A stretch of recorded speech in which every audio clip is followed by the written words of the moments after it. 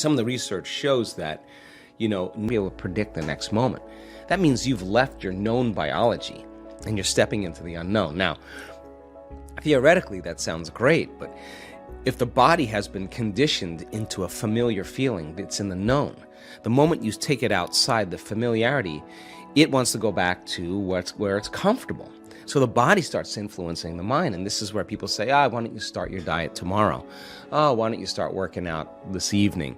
You're really never going to change. You're too tired. You have a headache. This doesn't feel right. And this is where people talk themselves out of it, because if they respond to that thought leads to the same choice, which leads to the same behavior, creates the same experience, produces the same feeling, and then they say, this feels right. No, that feels familiar. Many people, they already know how to do this, but they usually wait for the worst thing to happen in their life before they get the wake-up call. Many times, when we're looking at a person's brain in real time, when they're going through some type of change or transformation, you see this massive amount of disorderliness going on in the brain. Like the person is really losing their mind. All the circuitry is coming unglued. There's all this cognitive dissonance taking place. That's the moment they want to quit. That's the moment they want to give up. That's the moment they don't believe in anything. They believe in themselves. That is the prime moment where change takes place right there, because that's the end. They're on the edge there.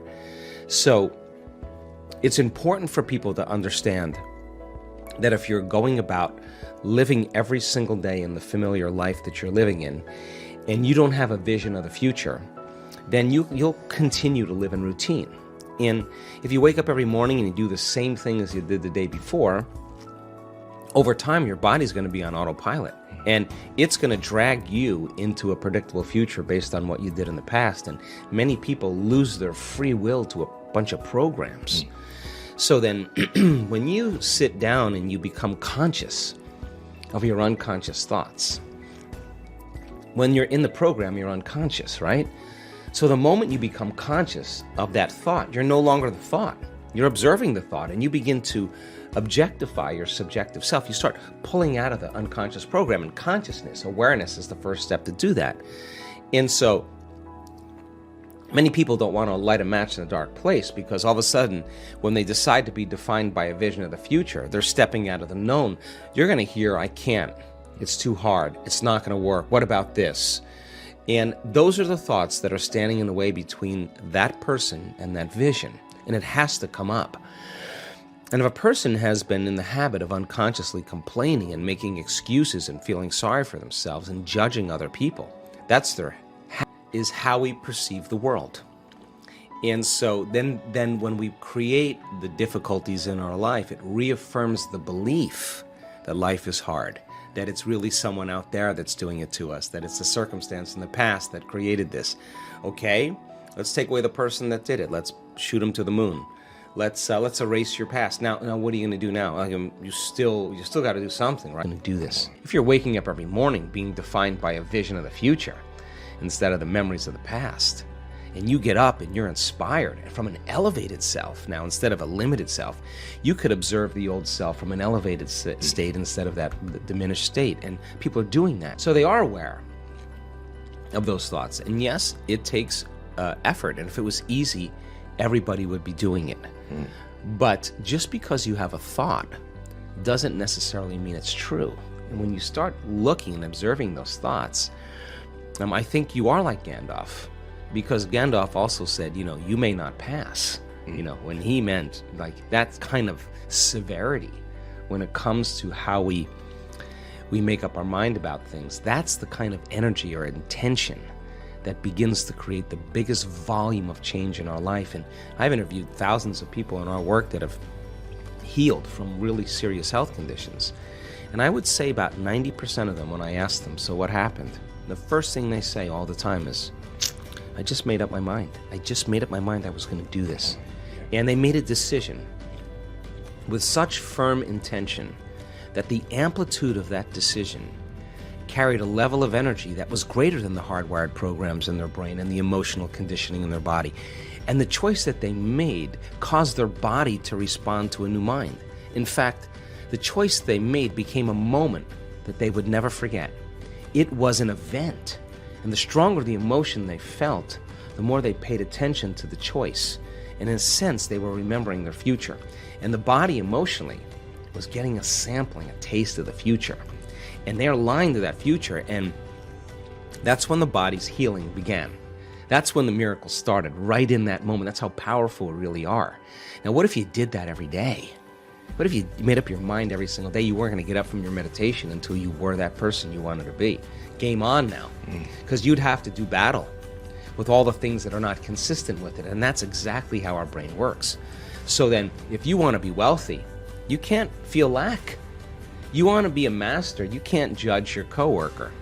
You want to be like somebody great in history, then you better execute peace in every area of your life. That's the law. So you take the prayer out on the road now. You take the prayer, and you're the living example of the prayer. That's where it matters the most. And that's when people start getting suspicious and say, Sean, man, did you change your medication? I mean, you're looking way too happy all of a sudden. Well, you're not relying on anything outside of you to bring you joy. You're overcoming yourself every day. And people say to me, well, why do you do your meditations in the morning? I always say, easy. Because if I can overcome myself at the beginning of the day, the rest of the day is easy. Right. Because that's the biggest mastery, right? Absolutely. Is the self. And so people are waking up to that, and they enjoy the process of seeing when they make those type of changes, the feedback that's happening in their lives. The synchronicities, the opportunities, the coincidences, those serendipities that are starting to happen, and they're going, wow, I am powerful. Hey, I am a creator. And nobody's excluded from the equation. That's what makes it so cool. So people that are really sick, really, really sick, that are healing, they'll tell you that when they go to the doctor and the doctor said, where's the stage 4 cancer? They'll tell the doctor it's in the old person. I'm somebody else. Well, how'd you do it? Well, I downregulated the genes for disease by overcoming these emotions and these behaviors and thoughts, and I upregulated the genes for health. The doctor kind of looks at him and was like, wow. Because it is possible to do that. And we've actually measured it in our events. We know that in 4 days you can really change your gene expression. Genes that help restore balance, for cancer cells and tumors. Genes that activate stem cells to repair the cells that are damaged. Genes for neurogenesis, the growth of new neurons in your brain. Genes for oxidative balance, for the microtubules, the cellular structure, and the replication of cells. These are all activated in 4 days by people thinking differently, making different choices, doing different things, having new experiences, feeling new emotions. Your genes actually change. And so we're not doomed by our genes. We're not hardwired to be a certain way for the rest of our lives. We are marvels of adaptability and change. So then what does it mean to change? Change means then to be greater than your body, greater than the body that has been conditioned emotionally to be the mind, greater than the body habituated into a predictable future, to be greater than the environment, to be greater than the conditions in your life. And if you're not being defined by a vision of the future and you wake up every morning, it makes total sense then when you see the same people and you go to the same places and you do the exact same thing at the exact same time. Now your personality is no longer creating your personal reality. Your personal reality is creating your personality. Because every person, every object, every thing, every place is mapped neurologically in your brain. And since you've experienced your boss, since you've experienced your coworker, since you've experienced your ex, the moment you've experienced them at some point, there's an emotion associated with them. So then all of a sudden people wake up and they're not aware of this, but their environment is influencing the way they think and the way they feel. So when things are going good, they feel good. When things are bad, they feel bad, which means they're victims to their environment. Why are you unhappy? Well, this person made me unhappy, which means unconsciously, that person is actually controlling the way I feel and the way I think. Now I'm a victim to that circumstance. So to change then is to be greater than that environment. So then you would have to reprogram the way you'd think and the way you'd feel to no longer return back to the same state of being. Now that's the mastery, because it isn't just having a great meditation and then getting on the freeway and flipping everybody off or judging your coworker. Right. You just return back to the old self. You got to be able to maintain that modified state of mind and body your entire day. And if you can, get ready, because weird things are going to happen in your life. So the person who's starting to try it out in a curious way, like let's just do the experiment. Let's just see if I change my energy, I change the way I think I feel, is there going to be some effect in my life? When they start seeing that, they're no longer like, oh, I got to go create my, my life today. They're actually excited to do it because they don't want the magic to end. They want to keep it going. Now, that's when it gets kind of cool, because this is when you start believing in yourself. And when you believe in yourself, you believe in possibilities, right? When you believe in possibilities, you got to believe in yourself. When you stop believing in possibilities, you can't believe in yourself. So people are waking up and going, wow, it doesn't matter your skin color, doesn't matter how rich you are, doesn't matter how healthy you are, it doesn't matter how young you are, how old you are, how in shape, out of shape. Not even if you've ever meditated before. It doesn't even matter. It's a formula. And you don't need 40 years of dedication to meditation to get it. You just got to understand the formula. And like playing ping pong or hitting a golf ball or dancing the salsa, you're going to figure it out sooner or later, and it's going to get easier and it's going to get fun. That's what we want for people. I assert that if you're not in the present moment, you're running a program, right? And paying attention is being present. And it's a skill just like anything else. The more you practice it, the better you get at it. And you know when someone's present with you in your life because they're paying attention to you. And you know when they're not present with you because they're not paying attention to you. So, where you place your attention is where you place your energy. So if you have all of your attention in the present moment, you're conserving a lot of energy to create with. If I'm talking to you and you're thinking about where you're going to go for lunch and who you're going to go with and how you're going to get there, and I'm talking to you, you left the present moment and your attention went to some future. And your energy will go down and you won't be able to comprehend what I said. If you start thinking about what you should have said at the staff meeting 3 days ago, and I'm talking to you and your mind is back in the past, you're siphoning energy out of the present moment into the past. So people are constantly siphoning their energy into a familiar past or a predictable future because that's where their attention is. And the stronger the emotions that we feel to certain problems and conditions in our life, the more we pay attention to them. So we give our power away to our ex. We give our power away to that big problem. And that's creative energy that we should be able to use to create a new future. So then when a person's sitting in a meditation and they're doing absolutely nothing, and it's 8 o'clock in the morning, and their body for the last 10 years has been going in traffic and getting angry and frustrated in traffic, and now they're sitting in a meditation at 8 o'clock in the morning, the body's going to say, hey, you're off schedule. I'm used to suffering and getting angry here. Yeah. So the body's going to start looking for that emotion, and it's going to start influencing the mind, and you're going to start getting images and memories just so you could feel that emotion. Like now the person's back in the past. But if they become aware that they're siphoning energy out of the present moment into the past, and they settle the body back down into the present moment, that's a victory. And those victories add up. And you're telling the body in that moment that it's no longer the mind, that you're the mind, and that's a victory. And then people get frustrated and they say, I can't meditate. Oh, really? Well, actually, you're doing it right. That's actually what meditation, you're doing exactly what you're supposed to be doing. And then all of a sudden the body says, well, it's 8:15 now. This is when you normally, go get something to eat and you have your coffee and your body's starting to want to get up and do something. You become aware that your body wants to get up and move and you're in the meditation.